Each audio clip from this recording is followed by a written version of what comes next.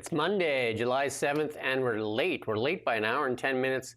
Apparently, hooligans break into daycares, and that really upsets Iain's ability to look after his kids. So he had to deal with his kids first, because hooligans, they have nothing else better to do than to break into a daycare, apparently. Yeah, indeed. Smash windows and destroy lives, the little children's lives. I'm Jim Csek with NowMedia. With me, Iain Burns, managing editor. We're going to go quick here. We've got to go under an hour because the children need attention, apparently. Carney can't flip either. Have you slept in your car? Smith and Ford make a deal. All that and a lot more on the really big show. We're going to kick things off with a new report by the Canadian Centre for Policy Alternatives. Says this one economy instead of 13 really is not such a big deal. More political theater than actual reality. Yeah, it is an interesting one because we've heard that the $200 billion figure that most people throw around, that was also a study. I can't remember who that was actually. Maybe that was the Fraser Institute or somebody like that. But that was a think tank report as well. But this one, the Canadian Centre for Policy Alternatives, they are generally considered to be of the sort of left, liberal left. Though I'm sure they would reject that, but just to put it out there. But anyway, they say, yeah, it's all a load of nonsense, and they're trying to basically make it seem like they're in control when they're not really. But then they go on to explain themselves, and they say, oh, another bad thing about this, guys, is that it would further reduce government's capacity to protect the environment, promote workplace health and safety, and stop predatory behaviors against consumers. So in other words, that's an argument against deregulation, effectively. That's an argument in favor of bureaucracy and regulation, which in the modern time, for whatever reason, you do tend to associate more with the left, don't you? So naturally, they've been attacked as basically being a kind of like trying to protect their own, bureaucratic system. And they've been attacked on partisan lines already. But it's still interesting that they've done this, because I think it's hard for a lot of people to believe, isn't it, that we could add 7 or 8 points to the GDP or something like that just from, getting rid of these barriers on truckers and things like that, these stupid little barriers that still exist. So I think it's landed for a lot of people, but it's being disputed anyway along political lines. There you go. We got a speech here that Pierre Poilievre, he hasn't been in the news a lot, but he made this speech in Calgary. We're going to listen to Pierre Poilievre talk about some of the things the Liberals have been doing.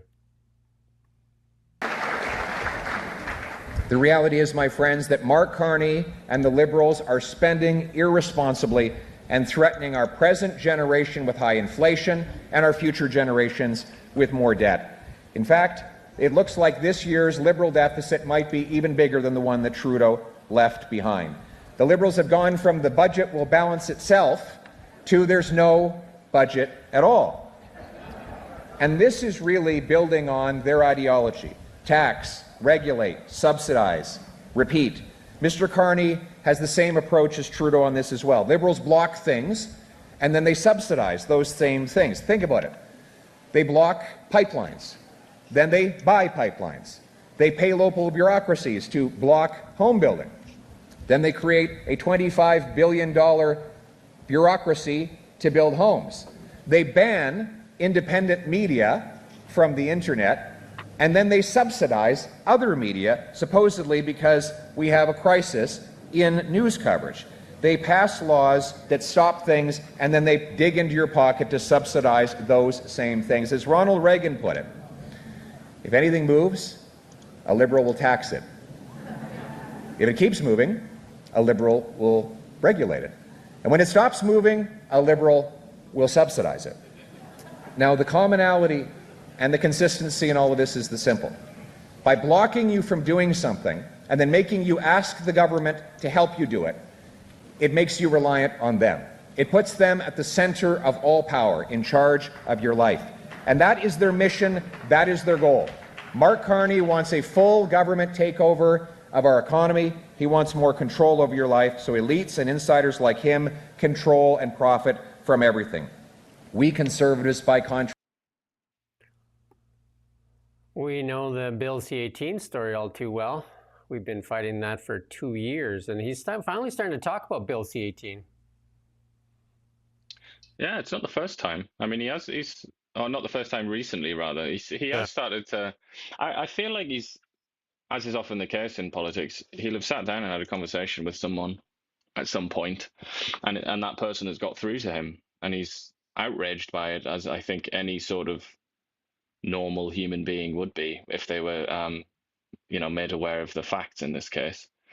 That speech was, it was, just in sort of purely political terms, in terms of political theatre, it was a good speech, I thought. Very smooth and very, full of anecdotes, which you often get from Poilievre, who's talking about going door knocking and things like that. Like, as usual, I mean, it's the same joke he's told several times, where he wakes up a mother of 3 kids while canvassing for the Tories, and then she comes out very angry, and he says, "Just say that your Liberal candidate came round." He's got these like political stock jokes in his pocket that he comes out with, and he does a good job, I think. But that was interesting, and he was quite focused this time, whereas maybe he wasn't for a lot of his speeches during the campaign. But it was essentially a libertarian speech, which is kind of what Pierre Poilievre is. He's basically a libertarian. And that's why he loves those Ronald Reagan quotes, even though Ronald Reagan was very far away from being a libertarian.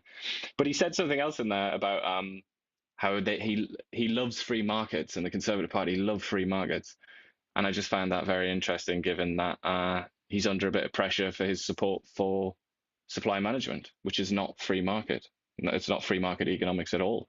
So some interesting points there. Yeah, to be fair on Bill C-18, it was in his platform. He was going to repeal Bill C-18, and the Liberals hung on to it and are still hanging on to it, even though some other MPs say it needs to be repealed.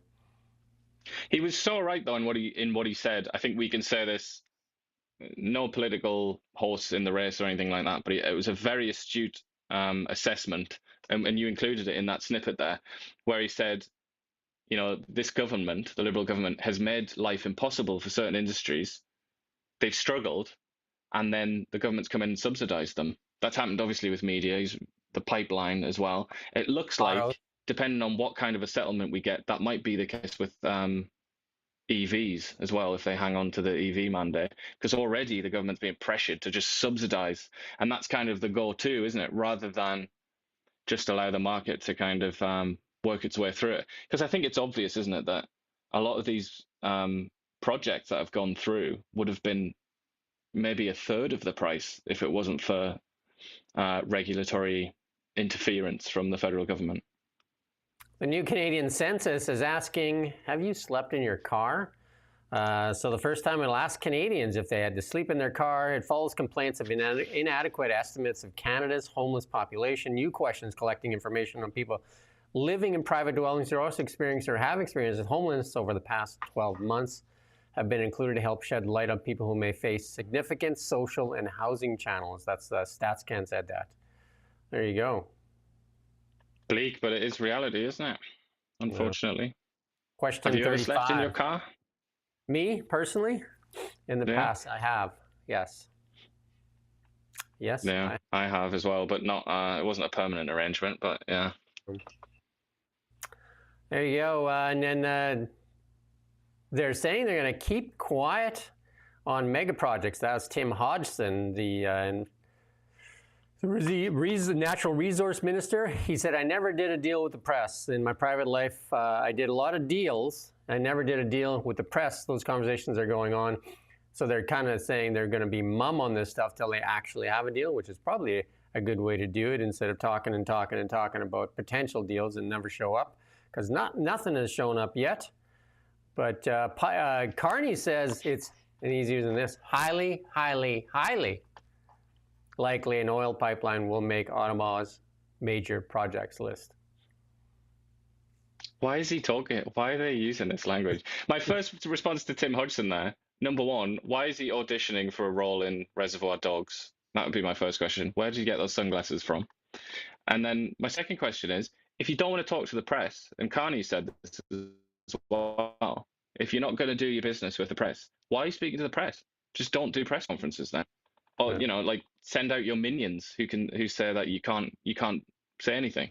It just seems a little bit ridiculous to stand there behind a podium at a press conference and say, I'm not going to say anything to the press. Why are you there then? What's the point? Daniel Smith and Doug Ford sign agreements in Calgary. And that is two rather important individuals, Doug Ford and Daniel Smith, two of the bigger economies in Canada. Disagree with above claims. However, they are set to sign a memorandum of understanding on interprovincial cooperation, energy, and trade. And we got a little clip here from Daniel Smith standing at the podium there with Doug Ford in the background. But we cannot achieve our shared provincial goals without cooperation from the federal government. It's vital that the federal government gets fully on board with creating the conditions necessary to strengthen Canada's economy and competitiveness, improve investor confidence, and grow productivity. Ottawa must answer our calls and remove all federal barriers that have harmed Canada's ability to grow the energy sector and other industries such as mining and manufacturing. And this includes, but is not limited to, repealing or amending the Impact Assessment Act and the oil tanker ban. We're also working to repeal the net zero power regulations and the proposed oil and gas production cap. We also call on the federal government to repeal their electric vehicle mandate that comes into effect next year. Last year, only 4.2% of the cars sold in Alberta were zero-emission vehicles. And the federal government's EV mandate says that 20% of cars sold in 2026 must be zero emissions vehicles. We buy about 200,000 cars, so that would be about 40,000 cars. So we would have to buy nearly every single zero emission vehicle manufactured in Ontario last year to hit the 20% target. And we're just one province. So removing federal barriers will allow Alberta and Ontario to attract investment and project partners we need to get shovels in the ground, grow industries, and create jobs. I'm excited to continue collaborating with Ontario so we can reach our shared goals, including to advance pipelines and responsible energy development. Daniel Smith looking awfully cowboy there with the hat and the pearl snap buttons. Doug Ford with a big belt buckle and the pearl snaps, but no hat. No hat. I was just thinking when I was watching that, I was like, usually when politicians go to Stampede, they just look stupid, don't they? They look like a dog with a suit on or something like that. But Doug Ford, that works. Like I could see it. He could be like a sheriff, a corrupt sheriff in the Old West. Yeah. So again, Daniel Smith and Doug Ford collabing on this, but Doug Ford was also pictured this weekend at a big party with Chrystia Freeland and Jean Chrétien. So working both sides of the toast there, I guess. Well, the thing is, I mean, it's easy to look at that and say that he's being, he's being a bit sneaky there, but it's kind of probably what he should do, really, isn't it? And he kind of knows which way the wind is blowing. That's his political gift. And that's why he kind of abandoned Poilievre, I think, or part of the reason that he did that anyway. I think he's quite a shrewd operator. And yeah, he is kind of playing all sides, but he has made it very clear that he wants to help Alberta get pipelines built and other projects built. So from an Alberta perspective, or even from a small c conservative perspective, or just pro-growth perspective, that's good, isn't it, I suppose? And then the environmental groups warn against repealing that federal electric vehicle mandate. They're saying that they're lobbying the federal government to reject calls to repeal that EV mandate. Instead, Clean Energy Canada said Ottawa should help make EVs available for less than $40,000 by, in part, allowing some Chinese-made cars into Canada tariff-free. That'll be the end of the auto sector. And it'll also, that would be giving away something to the Chinese without necessarily getting anything back. Because obviously, we hear a lot about the trade war with the US, but we're also in a trade war with them, with the Chinese. So if we did that, what would we get in return? And obviously, what these people are thinking is, oh, we'll save the world by doing this. We'll bring emissions down enough to save the world. We say this every single day, it seems, but there's nothing Canada can do to change global emissions output in any significant way. So we have to be clever. We can't just like, oh yeah, let the Chinese EVs in. We can't just subsidize automakers or something like that to the tune of $40,000 or whatever. We can't do things like that on the assumption that we're going to save the planet, because we're not. So we have to be pragmatic. I think we have to be realistic about it. But I saw that figure, 40,000, and I thought there are some parts of the US, at least there were recently, where you could get a Model 3 for somewhere in that range. Less than that, But, yeah. certainly not true 35 here. range, 35 range, yeah, for a Model 3. The worst thing they could do is actually keep the EV mandate in place, allow Chinese EVs in, and then subsidize the legacy automakers. That would be like a disaster. Just pouring money into something. The food That's professor. what's going to happen then, isn't it? That might be it. Just if you listen to Pierre's speech again, that might be the way it goes. The food professor said a new poll suggests Canadians feel unwelcome in the U.S., and he said that's utter nonsense. And I mean, I say the same thing. I was down there, and it was absolutely great. And yeah, it's coming back that some people are encountering some of the problems. They're getting the third degree as to why you went down there. Yeah, I'm tempted to pop over. I mean, it's less than an hour away for me. I'm tempted to do it, just a bit of forbidden fruit, just to see what it's like. Just break the taboo. Make sure you have a long day on your way back. Yeah.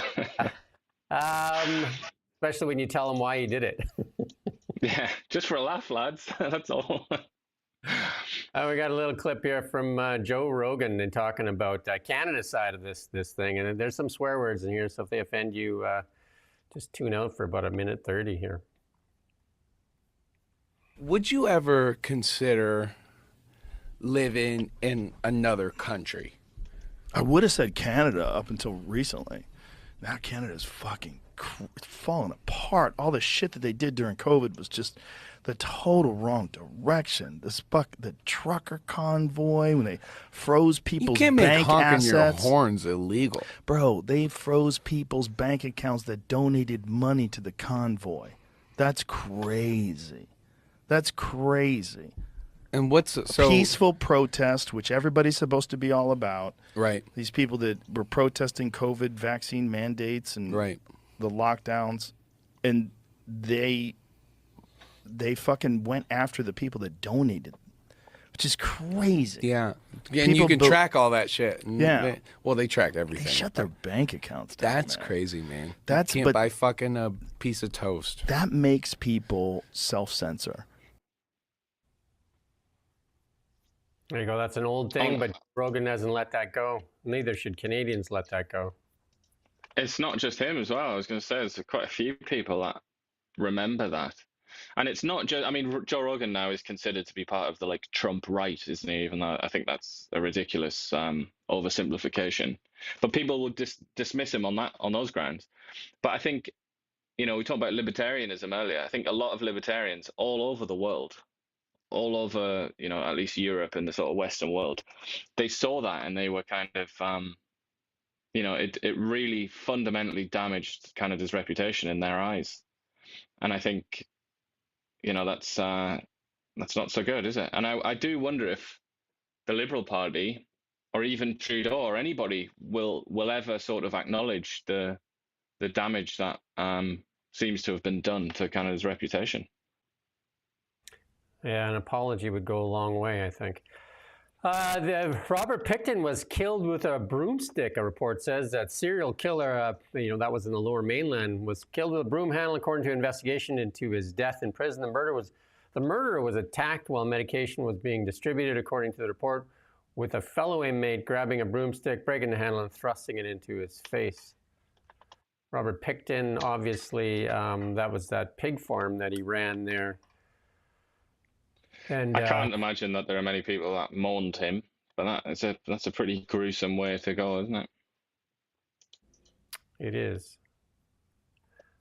But yeah, you're right. How many? I can't even remember. But this is like, sorry, go on. I can't even remember. I'd have to look and see how many women were died at his hands, though, on that pig farm, where he was actually feeding to the pigs as well.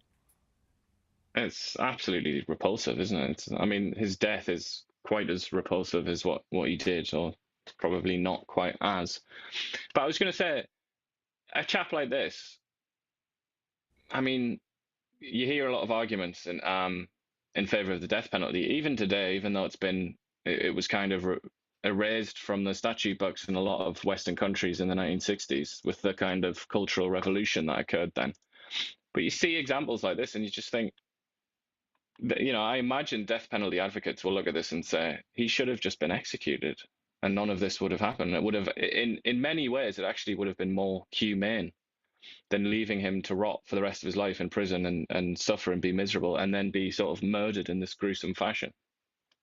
So yeah, he was charged with the murders of 6 women and convicted in 2007.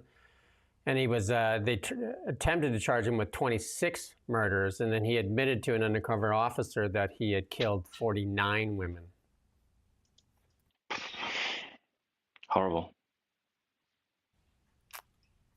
Yes. And they're front running this one here. The media is picking it up and running and testing it out. Canada should consider hiking the GST, other taxes to pay for defense spending boost, says some analysts. Imagine that. What kind of analysts are calling for more taxation? maybe analysts that benefit from funding that ultimately derives from taxation. Do you think there might be some relationship there, perhaps? I think you might be right on that one. Yeah, because the GST was 7%. Remember Jean Chrétien, the Liberal Prime Minister, said he was going to get rid of it. That was the Red Book. He was going to get rid of the GST. That never happened. And Stephen Harper came into power, and he actually reduced it from 7 to 5. So I guess it's fitting if they raise it back to 7, right? Because they said, oh, Harper shouldn't have. They will blame Harper for lowering it. The thing is, though, Carney's already been asked this question, hasn't he? And he said that there aren't any trade-offs, because he was asked, how are you going to pay for the new military spending? Will there be trade-offs? And he said, no trade-offs. And obviously they've based a lot of their identity, the Liberal Party, on this idea that they don't cut. It's the Conservatives that cut. And that makes the Conservatives bad, and that makes the Liberals good. So they've kind of backed themselves into a corner, haven't they? Because they can't really cut things now, even if, as the Conservatives argue, there are many things that should be cut or could be cut. So in that scenario, you do kind of you trap yourself, don't you? And the only option that remains is taxation. I just seen this one drop here. Cabinet ministers told to find ambitious savings plans by the end of summer. They're supposed to find 7.5% in this fiscal year and 10% in next year, and then 15% in the following year in savings in their cabinets. That'll be a tough thing. A lot of that is not hiring new people, isn't it? When people leave, like when people retire or whatever. That's a tough thing for Liberals to do, is to cut, to stop spending. Well, like I just said, their identity is now built on this idea that they never cut. So it will have to be kind of backroom stuff, won't it? Rather than like programs and actual like departments and things like that. They can't be just, wiped off the blackboard, which is what maybe the Conservatives would do. Instead, they'll just fiddle around with the staff, I would imagine. Yeah. Well, one of the cuts, they'll say, we're going to have to cut that tax cut we were going to give you. Yeah, that's another thing for sure. They will refer to, they look at taxes as like an indulgence almost, rather than the reality that it's just giving people their money back. And this one here from a former CBC journalist here, Travis, I'm not going to pronounce his name, Dandra, says the CBC only pretends to like diversity but doesn't support opinion, and he resigned. And he said this is an involuntary resignation. He said, I'm stepping down not by choice, but because the CBC has made it impossible for me to continue my work with integrity. When I joined CBC, I did so with a clear understanding of its mandate and belief in importance in Canadian democracy. I was told I would be a bold voice in journalism. I took that role seriously. I worked to elevate unrepresented stories, expand political balance, and uphold the journalistic values of Canadians, except from this public broadcaster.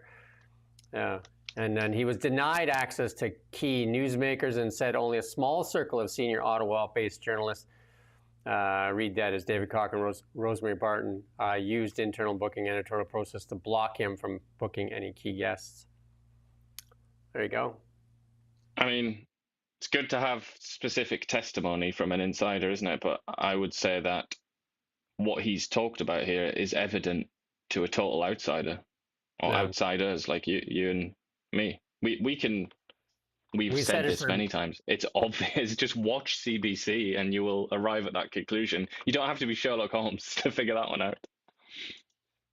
Yeah, he says his departure is not the end of his story, though. There's more to come, and it will be shared when the time is right. They say, you've taken away my job, but you cannot and will not silence my voice. We say the same thing as the Liberals and the CBC do little to help us as they try to silence independent media across Canada.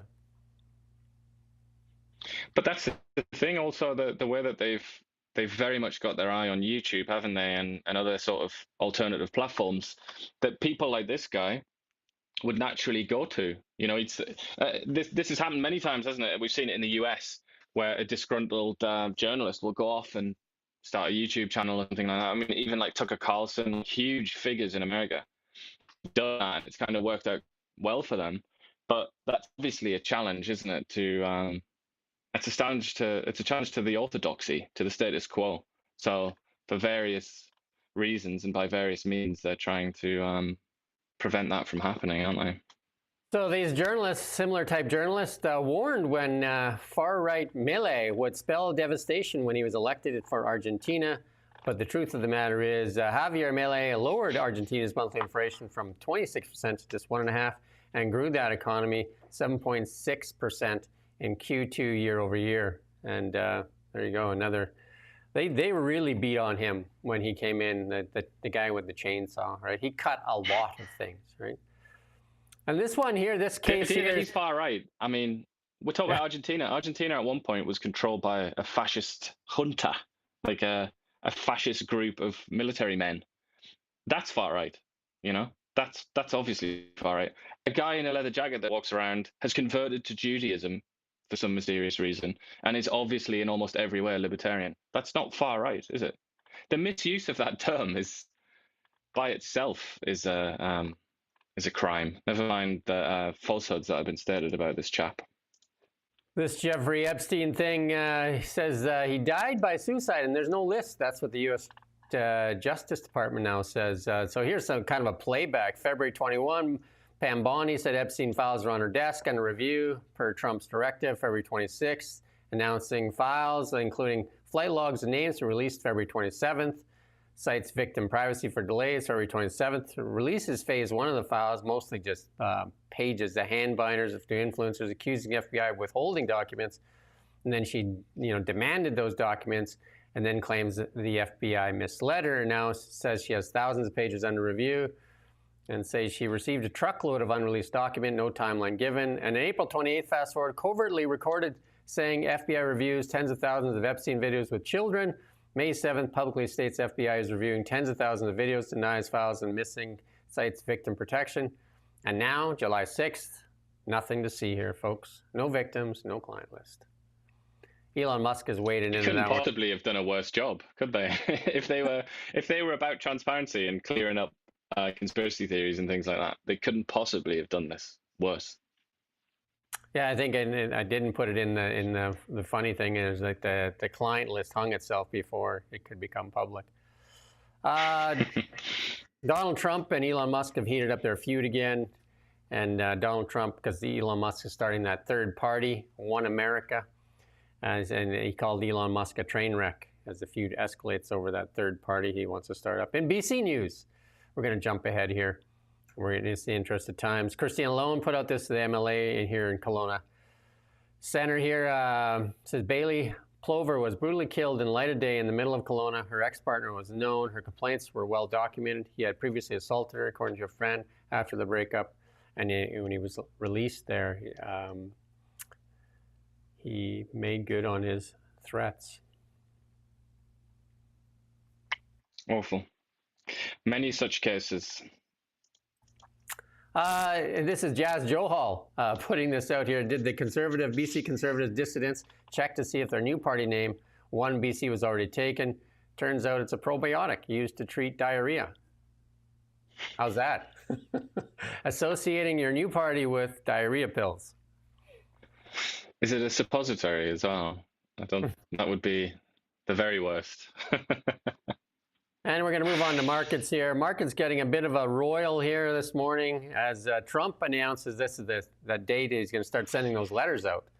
And it looks like some of the letters went out, and there's 25% tariffs on Japan, South Korea in the first U.S. trade letters. So there you go. That's a big tariff for Japan because that's a big trading partner. Japanese autos. Yeah. And also, it's a really complicated situation because Japan is basically a vassal of the United States.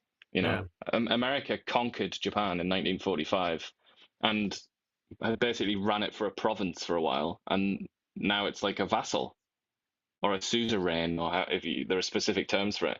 So it's very odd that America would punish its own slave, basically. It's like whipping its own slave here.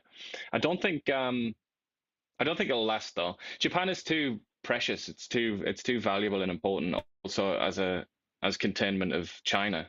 So I can't realistically see them being harsh on the Japanese for too long. They also have a financial weapon on the United States, and that's a lot of U.S. T-bills. Yeah. Do they have the most, or maybe the second most? Yeah. Second, maybe. I think China has it more. But and then this thing is in the markets. This thing is getting a lot of play, actually. Copper theft is getting so bad. Bell Canada is sounding an alarm that there's a crime wave through Eastern Canada. It's not just jewelry or banknotes, but they're basically knocking down hydro poles. Like this in one case, they knocked down 33 hydro poles and stripped the copper off of it, and it's worth about $100,000. The same people that are probably like cutting your catalytic converter from underneath your car. There's quite the gang of criminals in your area there, breaking into daycares, stealing copper and catalytic converters, breaking into homes, stealing cars.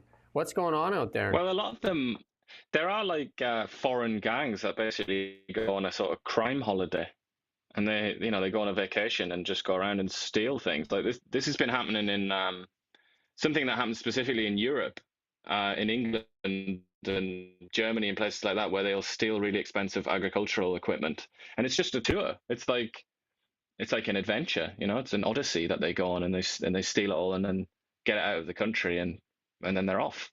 And you have quite sophisticated gangs that do this sort of thing.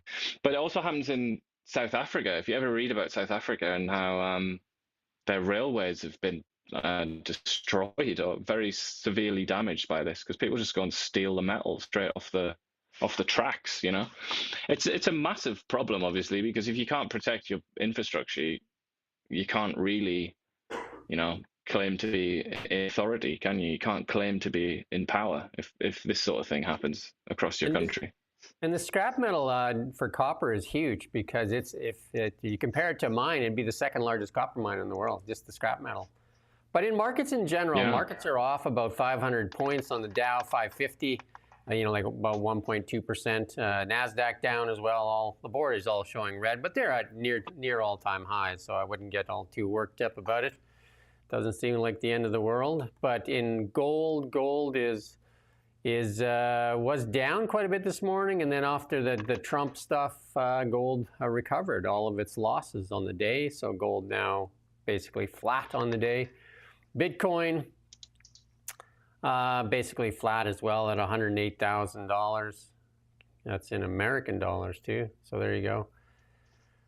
And then in oil is up a little bit here, 67.48, and on the West Texas Intermediate, and the Western Canadian Select down a bit at $54. So there you go. And in our technology section, Tesla drops massive solar-powered supercharger, 160 stalls. They're building more and more of these that are all powered by solar too. So that's in tech there. You don't have that one? Obviously not. Oh, there you go. And an OpenAI shuts down for a week. They say, everybody go take a week holidays because they're losing lots of staff. Meta's poaching. They got about 8 researchers from OpenAI to join its new superintelligence team. And they're offering scads of cash. We talked about that for quite a while. Bonuses, $100 million salaries. $100 million salaries. Imagine that tax bill on that. Imagine just the tax bill on that, right? I'm sure Crazy. they have some very fancy lawyers and accountants that can help them dodge the worst of it. An Xbox executive, that's like Microsoft there, said laid off workers should use AI to find a job. He deleted that tweet there. He put it up there. Some people saying it was a little insensitive, right? In a now deleted LinkedIn post, Xbox Game Studios' Matt Turnbull encouraged laid off workers to use AI chatbots like ChatGPT and Copilot for resume writing. And that, so I guess he was saying, well, you didn't want to use AI here, you better use it to get your next job. So, I mean, maybe it'll change. We're still watching it evolve, aren't we? But right now, it seems like there's never been a better time in history almost to possess capital, because the people with capital can just put their feet up, and AI can do a lot of the work, whereas the humble proletarian is really being screwed over, it seems, by AI. I'm going to say this here. I don't know if I've said it before, but we'll say it here because we're going to say it a lot. We are in the beginning of a deflationary cycle, especially the United States. We are in the beginning of a deflationary cycle. Canada, maybe not so much, because most of the deflationary cycle is going to be because of all the technology. And Canada seems to be fighting against most of the biggest tech giants in the world. They don't like Tesla, which is a leader in AI, a leader in automation, a leader in robotics, a leader in self-driving vehicles, and a leader in electric vehicles. They don't seem to like it. And then you talk about, like their fights with Google and Meta and the likes of that, going after them. But technology will lead a deflationary cycle. We will see that, which will mean lower interest rate and all that. But where does Canada fit in all that if the government keeps getting in the way of technology? And like if you think about Tesla or Starlink, there's a technology that's ready to go. You can have internet anywhere in the world and high-speed internet anywhere in the world for $100, and I think like $100 a month. And we're continuing to invest in companies that don't even have satellites in the air or in the sky. So, well, where it's will a hostility we be? to the free market, isn't it? Yeah. Where will we be? That's the question. If we keep being hostile towards the leading companies in the world, and then there's deflationary cycle, you're going to start to see it play out in the United States big time.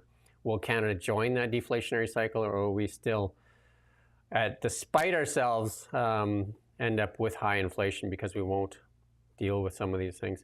Amazon now has as many robots working in the factory as they do humans. Some of these guys look pretty scary. That guy looks like he's a scary looking dude.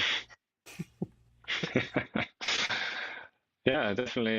The eyes, they're not friendly eyes, are they? Norton Motorcycle says that's it. No more EVs for them. They're terminating its electric superbike and says people want gas-powered motorbikes. So there you go. Well, that's kind of, I mean, with a motorbike, that's kind of the point, and it makes a loud noise, and you can rev it, unless you added some kind of artificial sound or something to the bike. We're seeing this more and more. Like Honda delayed its EV plant that they got a ton of corporate welfare from Doug Ford's Conservative Party, and the federal Liberals gave them lots of corporate welfare, and they said, yeah, we're just going to pause on that. In our health section, not much here today other than more than 74,000 Canadians have died on healthcare wait lists here since 2018. I saw another chart that shows Canada is in one of the lowest per GDP per capita for doctors. So that is one of the problems here. It's very foolish, isn't it, to use that? I know the story doesn't talk about this, but the whoever's posted this on Twitter says that the notion that it's free. It's such a stupid way to frame it, isn't it? Because obviously, we still all have to pay for it. In many cases, it's actually more expensive as a proportion of income than, certain other insurance-based health policies, or different insurance systems anyway. And then we're into our Are You Serious section. Look, we're going to do this under an hour because Iain had to get to his thing, so we rushed through it and we kind of cut back on some of the stuff we typically put in. Hopefully your daycare is wide open tomorrow and the hooligans have found something else to raid. Who raids a daycare? Like, you gotta be kidding. Like, not smart criminals, that's for sure. Hoolies. Right? Hooligans, for sure. Elbows up. There you go. Mark Carney trying to make Justin Trudeau look good in the pancake flipping thing. He actually... They've got onto the Mr. Burns thing, haven't they? And he actually was swearing while he was flipping the pancake. We got a little clip here to play there, too, of Mark Carney, the cowboy pancake flipper. That's special. Yes. Yes, you can flip that one. I know. Oh, there you go. Oh. That's not it. That's not. I was better in Ottawa. There you go. I'm gonna do another one. I'm I'm practicing. I got a little cocky there. But I was here. I'll just clean it up for you. No, I'll take responsibility. Okay. These are mine. I'm not making anyone eat these. Yikes. And there he goes. He listened to a consultant. I used to cook. I could tell you right now, don't flip that pancake that's all watery, runny. Do you know what I mean? Like, you wait for the bubbles to pop. And the other big mistake he makes on flipping the pancakes is patting them. I used to work with a cook in the restaurant. He was typically the afternoon cook. And he would sit there and pound on the pancakes. And I'm just like, you're making like flapjacks, not flapjacks. You're making like, because you're punching all the air out of a pancake. Who wants to eat a pancake that is not airy? I don't know. Some people just don't get it. And he's like pounding on them too, right? Like, what are you doing? And then he listened to that consultant that's standing there. He's like, yeah, that one's ready. Like, clearly wasn't ready. That's, again, liberals love consultants, and clearly they give out some pretty bad advice. He also flipped one, he nearly got it, but it bounced and fell. And then like the chef or whatever it was next to him had to bend down and pick it up for His Majesty, which wasn't a very good look, I don't think. That's when he let the F word out too, when he missed it too. He's like, F. Yeah. It's like a silent F, wasn't it? Yeah, he tried to show off and show that he was better than Justin. But Danielle Smith was there flipping him and throwing him into the bin. Well, she's obviously been flipping pancakes for a while. And then Poilievre, he did some good flipping, didn't he? And then there's this, when Mark Carney walks into the crowd and Pierre Poilievre walks into the crowd, there's a different reaction. Obviously, it's in Calgary, Pierre's hometown, and Mark Carney, not such a great friend of the Albertans. Let's play this little clip here. Please welcome the Right Honourable Mark Carney, Prime Minister of Canada. Oh my God, everyone's booing.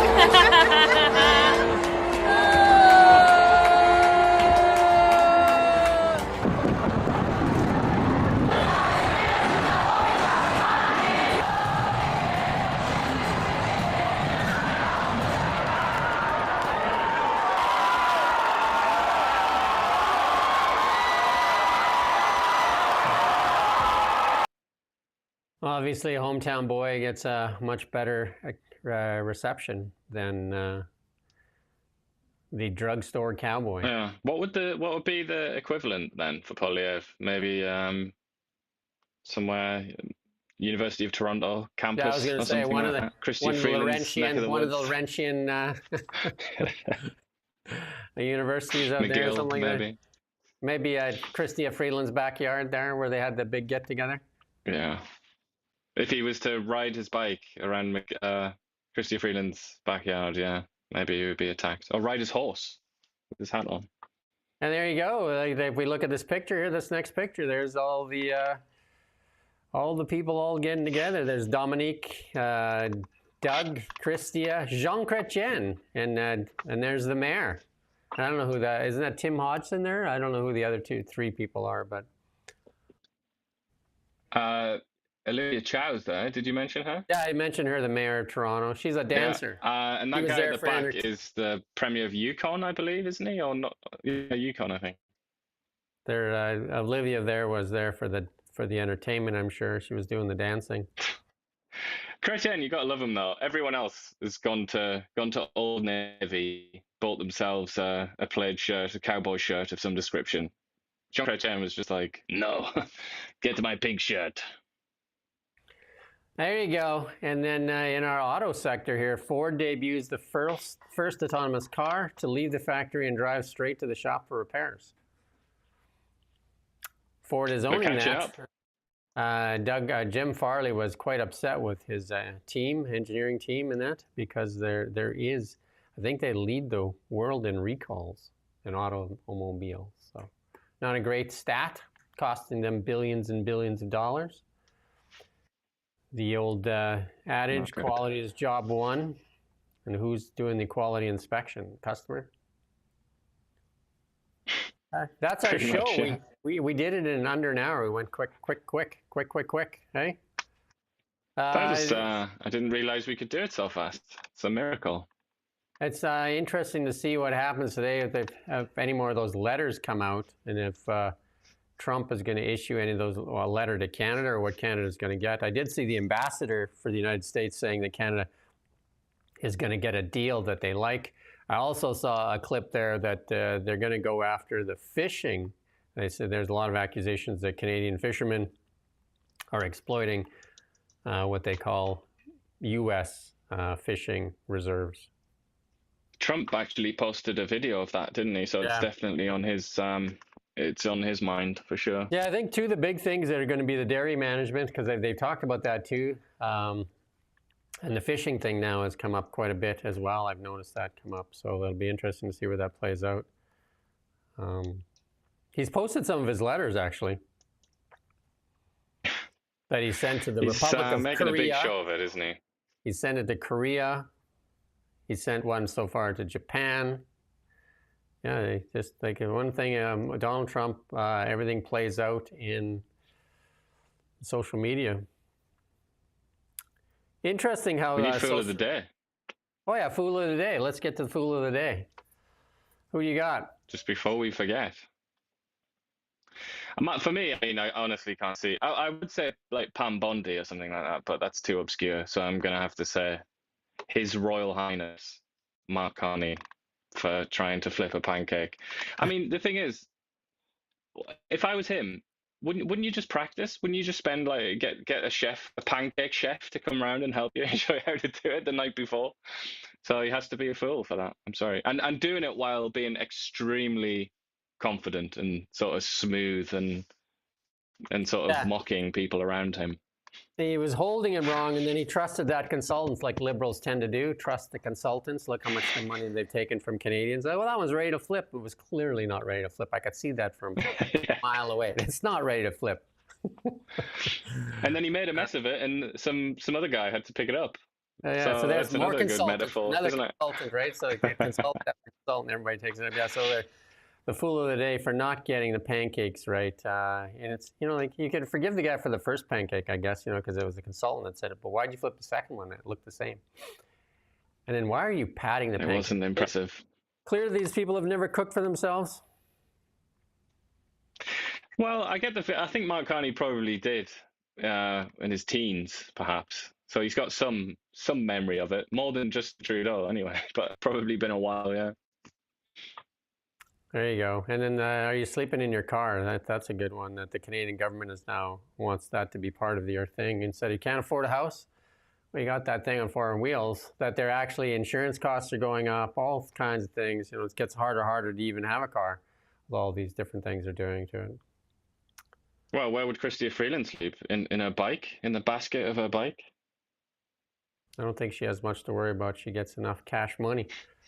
Anyway, that's our show for today. Hopefully we're on tomorrow at 9 a.m. Maybe we should come on if we're going to be late and say why we're going to be late so people aren't wondering, because we had somebody call in. There you go.